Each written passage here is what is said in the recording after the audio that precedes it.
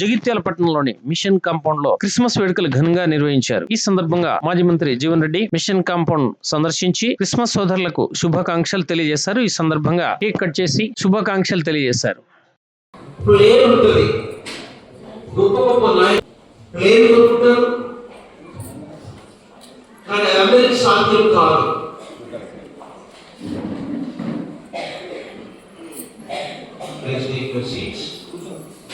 దయచేసి మీ విస్తారంలో కూర్చోవడానికి మనం చేస్తున్నాం.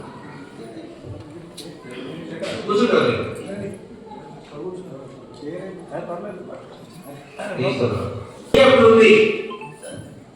సొంతంగా ప్లేన్స్ ఉన్నాయి, విమానాలు ఉన్నాయి. అవి సామాన్య ప్రజలకు సాధ్యం కాదు. అది ఒక కొనుక్కోలేదు. విమానం కొనుక్కుంటా అంటే నవ్వుతారు, నేను హెలికాప్టర్ కొనుక్కుంటా అంటే నీ వల్ల వెళ్తారు. కానీ ఇక్కడ గమనించండి, వాళ్ళు అంటున్నారు 2వ వచనంలో, మేము ఆయన నక్షత్రం ఉంది. ఈ నక్షత్రము గాడ్ పర్చేస్ ఇట్స్ ఓన్, దేవుని యొక్క నక్షత్రం అది. ఎలా? కీర్తనలు 8వ కీర్తనలో ఆ భాగాన్ని చూపిస్తాడు. కీర్తనలు 8, దావీదు కీర్తన 8లో 3వ వచనం చూడాలి. నీ చేతి పని అయినా నీ ఆకాశములను నీవు కలుగజేసిన చంద్ర నక్షత్రములను ఆయన మనం అప్పుడప్పుడు ఆడుకున్న బొమ్మలు చేసుకుంటాం. చిన్న ఉన్నప్పుడు మనం చిన్నగా ఆడుకున్నప్పుడు మట్టితోటి వచ్చినటువంటి మరి మన ప్రియులు జీవన్ రెడ్డి గారు, అలాగే నందయ్య గారు, మీకు స్వాగతం సుస్వాగతం. 2 మాటలు మీరు మీటింగ్ చెప్తే రండి, ముందుకు రండి. సొంతంగా సృష్టి యేసు ప్రభువుకు సొంతమైంది. స్నేహితులారా, ఈ క్రిస్మస్ కాలంలో మన ఎడల తన అపారమైన ప్రణాళిక, యేసు ప్రభు ఈ లోకాన జన్మించడానికి ఒక ప్రణాళిక ఉన్నది. కాబట్టి సమస్త మానవాళి పాపం చేత పట్టబడినప్పుడు ఆ పాపం నుంచి పోవాలంటే బలియాగం కావాలి, బలి అర్పింపబడాలి. ఆ బలి అర్పింపబడేటువంటి ఆ క్రమాన్ని ఆయన అనుభవించాడు. కనుక యేసునటువంటి ఆ సంభాషణను మనము ఆలోచిస్తూ ఉన్నాం.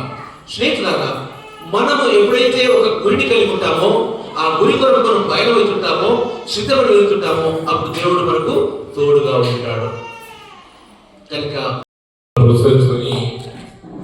2025 ముగించుకొని మరి 26వ సంవత్సరంలో 6వ కాలంలో ఆ ప్రభు దీవెనలతో యావత్ ప్రపంచానికి మేలు జరిగే విధంగా శాంతి సౌభాగ్యాలతో ప్రేమతో ఏదైతుందో అందరూ కలిసి ఉండే విధంగా ఆ ప్రభు దీవితాలని చెప్పి కూడా కోరుకుంటున్నాం.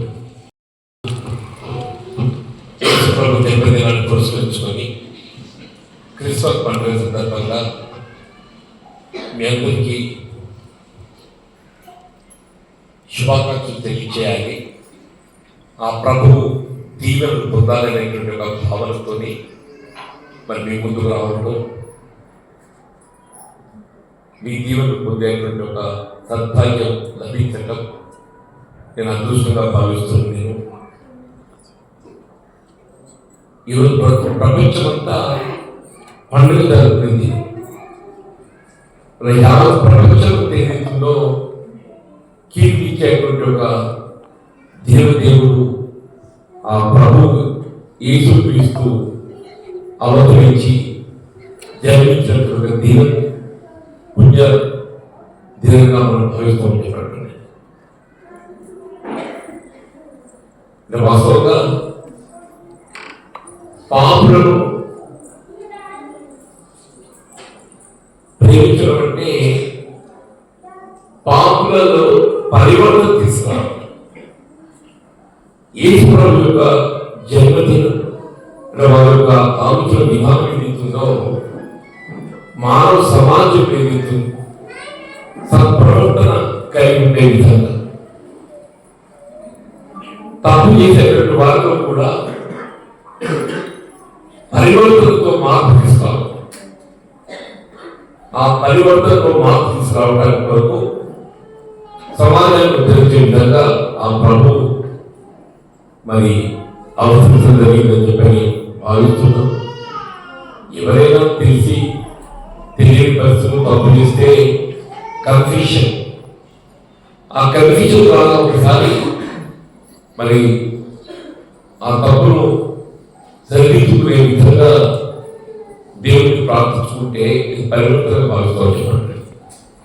అంత గొప్ప ఆలోచన విధానం కలిగినటువంటి దేవుడు జన్మించిన సందర్భంగా మరి ఈ భారతతో మాకున్నటువంటి ఒక అనుభవం తెలియదు కాదు.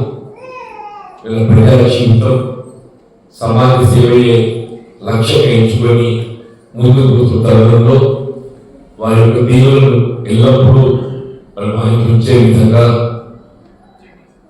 ఆ దేవుడు కరుణించాలని కోరుతూ సెలవు తీసుకుంటున్నాం. Happy happy Christmas, happy happy Christmas, happy happy Christmas, merry merry Christmas, merry merry Christmas, merry merry Christmas.